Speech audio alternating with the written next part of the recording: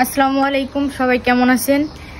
তো আপনারা সবাই বলতেন যে আপু আপনি এত গরমের ভিতরে কিভাবে রান্নাঘরে রান্না করেন।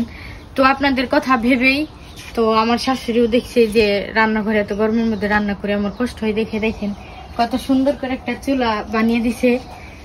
তো অনেকে কিন্তু সিমেন্টের চুলা মানে রান্না করে, তো আমাদের গ্রামে হচ্ছে যে এই দোটা কিন্তু হচ্ছে মাটির চুলা, এগুলো মাটি দিয়ে বানানো হয়েছে।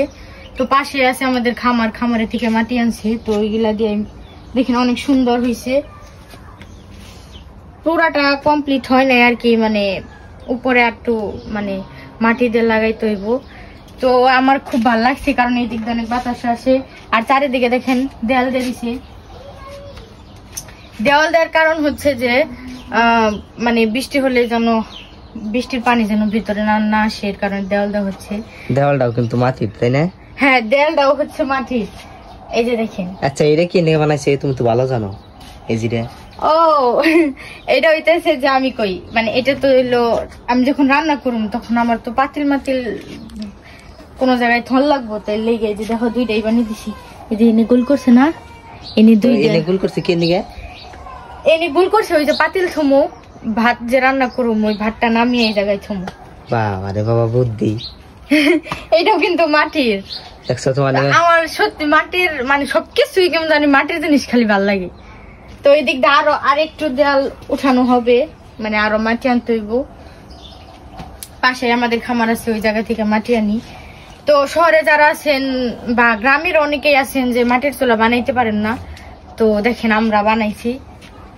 অনেক একটু দূরে থেকে দেখাও, সুন্দর করে পুরোটা দেখাও। আর উপরে হচ্ছে যে এইদিকে খাম দিয়ে উপরে দেখো, উপরে দেখাও।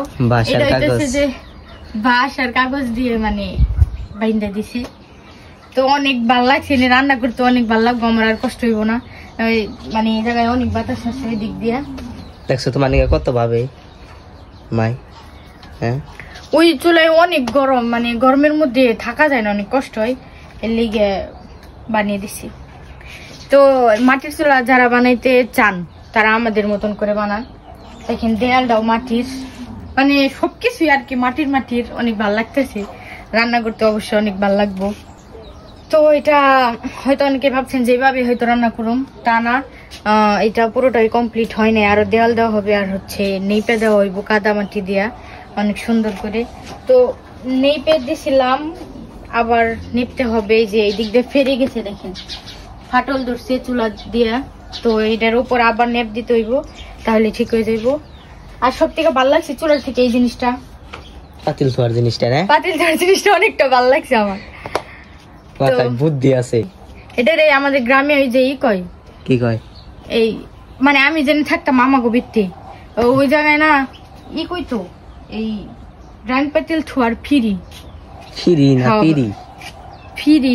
তো সবাই জানাইবেন যে রান্নাঘরটা কেমন হয়েছে, আমার কাছে অনেক ভালো লাগছে। সবাই ভালো থাকবেন, কমেন্টে বললেন যে আমাদের রান্নাঘরটা কেমন হয়েছে।